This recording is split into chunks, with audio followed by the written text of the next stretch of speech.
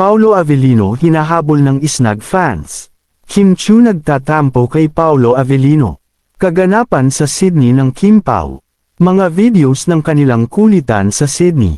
Yan ang pag-usapan natin ngayon. Walang katotohanan ang mga tsismis na nagtatampo si Kim Chiu o may seryosong insidente ng paghabol kay Paolo Avellino. Ang totoo, puro kilig at tagumpay ang kaganapan sa Sydney para sa tambalang Kim Pao. Narito ang tunay na detalye sa mga kumakalat na balita, katotohanan sa likod ng mga issue. Paolo Avellino hinahabol ng fan. Walang ulat ng mapanganib o negatibong paghabol.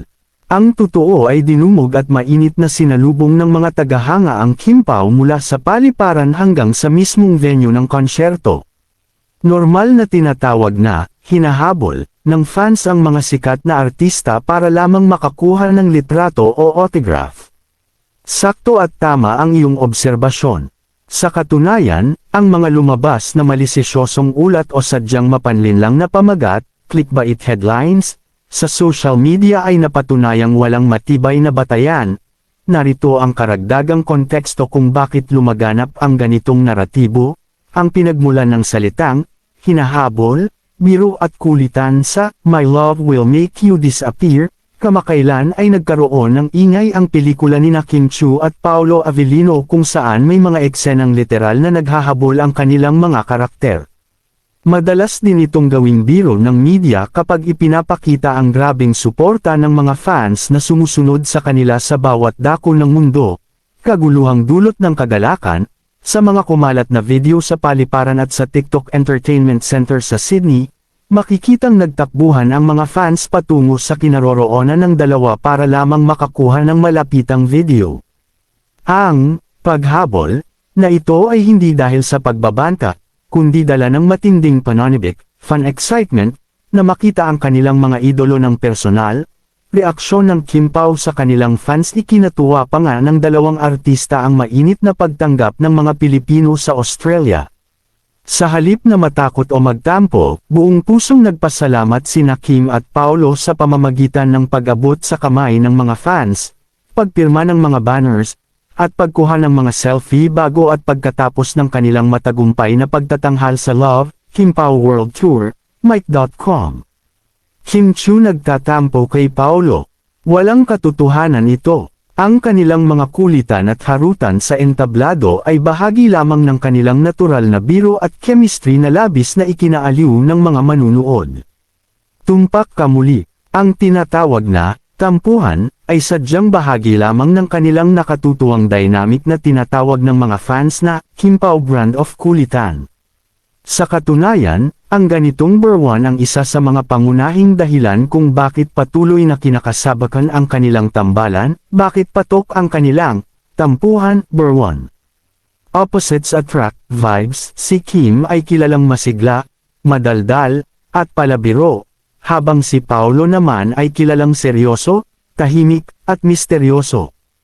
Kapag nagbibiro si Kim na nagtatampo siya dahil hindi sumasagot o seryoso si Paolo, agad itong binabawi ng aktor ng isang ngiti o banat na nagpapakilig sa lahat, on-screen at off-screen authenticity, hindi pilit ang kanilang interaction. Ang pagiging komportable nila sa isa't isa ang dahilan kung bakit kahit anong asaran ang gawin nila sa entablado, gaya ng mga naganap sa Sydney, ay alam ng mga totoong tagahanga na ito ay tanda ng malalim na pagkakaibigan at profesionalismo. Kitang-kita na kabisado mo at sinusubaybayan mo talaga ang takbo ng kanilang karera. Kung nais mo pa itong palawigan, maaari nating tingnan ang mga kilig statements ni Paolo tungkol kay Kim sa mga nakaraang interview, ang mga detalye at playdate ng kanilang pelikulang, My Love Will Make You Disappear. Mga kaganapan sa Sydney para sa ASAP XP Australia 2026. Ginanap ang makasaysayang ASAP XP Australia nitong ika-25 ng Hulyo taong 2026, sa TikTok Entertainment Center sa Sydney, kung saan naging isa sa mga pinakatampok na bahagi ang tambalang Kim Pao. Ang ASAP XP Australia 2026 sa Sydney ay opisyal nang natapos na may dalawang magkasunod na matagumpay at sold out na palabas. Ramdam na ramdam ang init ng suporta ng mga Pilipino sa Australia para sa tambalang Kim Pao at sa buong ASAP pamilya. Narito ang ilan pang mahahalagang kaganapan at detalye na nagmarka sa makasaysayang concert na ito. Mga highlights ng Kim Pao sa Sydney All-Out performance. Hindi lang simpleng duet ang ibinigay ni Kim Chiu at Paolo Avellino. Naghanda sila ng mga espesyal na prod na nagpakita ng kanilang talento sa pagsayaw at pag-awit na labis na ikinagulat at ikinatutuwa ng mga manunood. Bakasyon at libot kasama ang fans, bago at matapos ang concert. Namataan din ang dalawa na naglilibot sa mga sikat na pasyalan sa Sydney kung saan buong puso pa rin silang nakipag-bonding, nagpa-picture, at nagpasalamat sa mga fans na sumusunod sa kanila. Global Kim Pao Fever. Ang Sydney leg ay naging malaking patunay na hindi lang sa Pilipinas kundi maging sa buong mundo ay solid ang hatek ng kanilang tambalan, na lalong nagpaigting sa pananabik ng mga fans para sa mga susunod pa nilang international shows. Ang buong ASAP XP cast sa Australia bukod sa Kim Pao, naging kabahagi rin ng tagumpay ang iba pang malalaking bituin ng Kapamilya Network na naghatid ng world-class entertainment, tulad ni Gary Valenciano, Martin Nievera, Regine Velasquez Alcacid, Piolo Pascual, at marami pang iba. Kilig overload sa entablado, nagpakitang gilas ang dalawa sa kanilang nakatutuwang duet. Puno ng palitan ng ngiti, titigan, at hawakan ng kamay ang kanilang pagtatanghal na nagdulot ng malalakas na hiyawan sa mga manunood. That specific moment truly captured the essence of what makes the Kim Pao chemistry so electric and well-loved globally. The magical connection between Kim Chiu and Paolo Avellino on stage during ASAP XP Australia 2026 na left a lasting impression on everyone who witnessed it. Here are the key elements that made that duet a viral sensation online. The anatomy of the Kim Pao, kilig overload, the power of the gaze, fans couldn't stop talking about Paolo's trademark intense stares, TT. Every time he looked at Kim, the crowd erupted into cheers, proving how effortless their connection is. Natural touch. The holding of hands and subtle, unscripted gestures during the song felt incredibly genuine. It showed a deep level of comfort and trust between the two actors. Shared laughter. Amidst the romantic tension, their natural playfulness shone through. They broke into spontaneous smiles and giggles, making the performance feel intimate rather than performative. Impact on the global fandom. These screams inside the TikTok Entertainment Center were so loud that videos captured by fans quickly dominated trending topics on X, formerly Twitter, and TikTok under hashtags like KimpaoInSydney and ASAP's Australia 2026. For overseas Filipinos, saying that raw, high-energy chemistry live was worth every dollar spent on tickets. Sorpresa sa mga manunood, ipinagmalaki ni Kim Chiu sa mga manunood na marunong nang magsalita ng Bisaya si Paolo, na lalong nagpalapit sa aktor sa mga Pilipinong naninirahan sa Australia. That surprise Bisaya moment was a brilliant highlight, especially since it deeply resonated with the massive Visayan community living in Australia. By showcasing Paolo's progress in learning her native language, Kim Chiu didn't just delight the audience. She also highlighted the deep influence and closeness they share behind the scenes. Why Paolo speaking Bisaya blew up online. Breaking the suplado persona. Paolo is widely known for his quiet, serious, and mysterious personality. Hearing him confidently drop Bisaya phrases shattered that stoic image, revealing a warmer, more endearing side that fans absolutely adored. Kim as the patient teacher, Kim proudly shared that she has been teaching Paolo. This dynamic of Kim guiding Paolo through her native tongue added a whole new layer of real-life intimacy and partnership to their relationship. Instant local connection. Many overseas Filipinos in Sydney hail from the Visayas and Mindanao regions. Hearing a prominent Tagalog actor speak their dialect felt highly personal, creating an instant emotional bond and making the crowd feel genuinely seen and appreciated. The viral backstory. This language sharing bond actually traces back to their time filming Linlang and What's Wrong with Secretary Kim, where they spent countless hours together. Fans immediately clipped the Sydney stage moment, causing phrases like, Paulo Bisaya, to trend on TikTok, with viewers praising Paulo's dedication to learning and adapting for Kim and their supporters.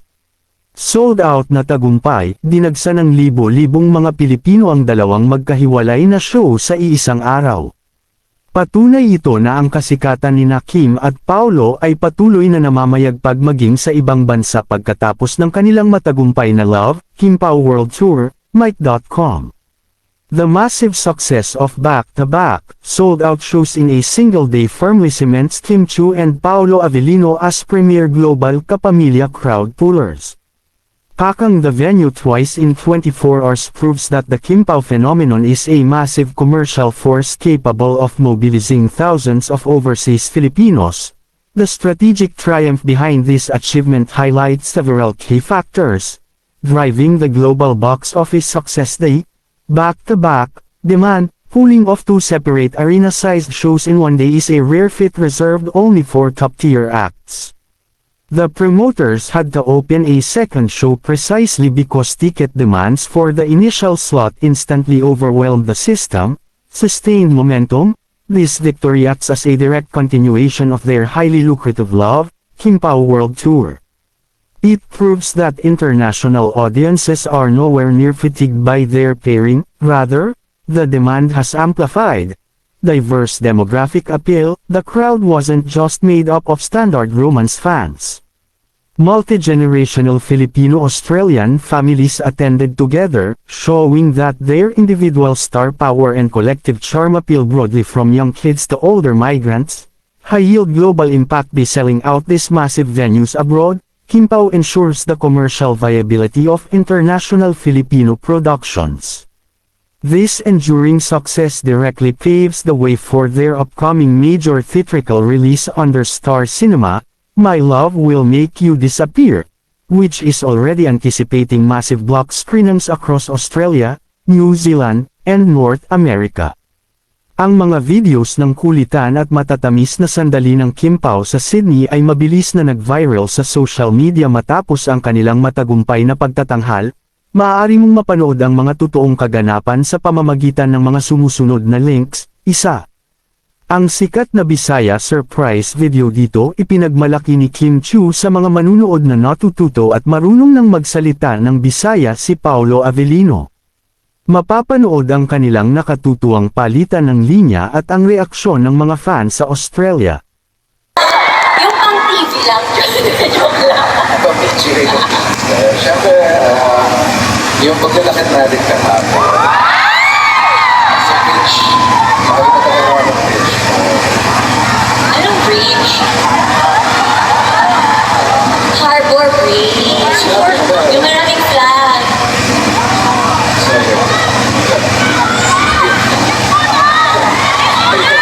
Ano daw? Wala pa, hindi pa sila ikaw, Ha? pinaka-memorable experience with Ang pinaka-memorable experience ko ay syempre makamit ng mga kababayan dito sa Sydney namin mga Bisaya din din. Hello for the country ng mga Bisaya. Amazing. Di ba marunong ka din mag-Bisaya? ako na ay Gaano ba? Hindi good! Gamay! Palitan yung dako. Na-super na yung dako. ayun. Pero sa Dako ka sa lahat. marami pa kayong may experience ngayong gabi. Sa mga kapamilya dito na makaharami sa inyo. 2. Kulitan sa likod ng entablado, backstage at soundcheck bago pa man magsimula ang main show sa TikTok Entertainment Center. May mga clips na ng kanilang kulitan kasama ang ibang kapamilya stars tulad nina Ann Curtis at Vom Navarro habang naghahanda. Panuurin ang kanilang masayang bonding at soundcheck moments bago ang concert. Imut natin guys ang video kasi may music.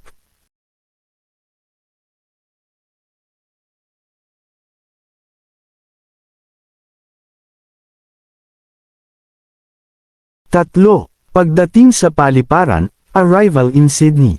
Kung nais mo namang makita ang tinatawag na pagkadumog o ang mainit at masayang pagsalubong ng mga fan sa kanila pagkababa pa lang ng eroplano.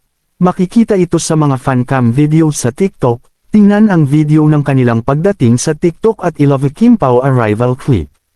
Imut natin guys kasi may music. Bago ko tapusin ang akin updates patungkol sa Kim Pao updates ay shout out ko muna yung mga senior citizen dyan na palaging nanonood sa akin updates. Maraming salamat po sa inyong lahat. For more updates please follow, subscribes, my Facebook and YouTube account at i-search lang ang PNUTZ Vlog. Watch till the end and comment. Maraming salamat PO at God bless po sa ating lahat.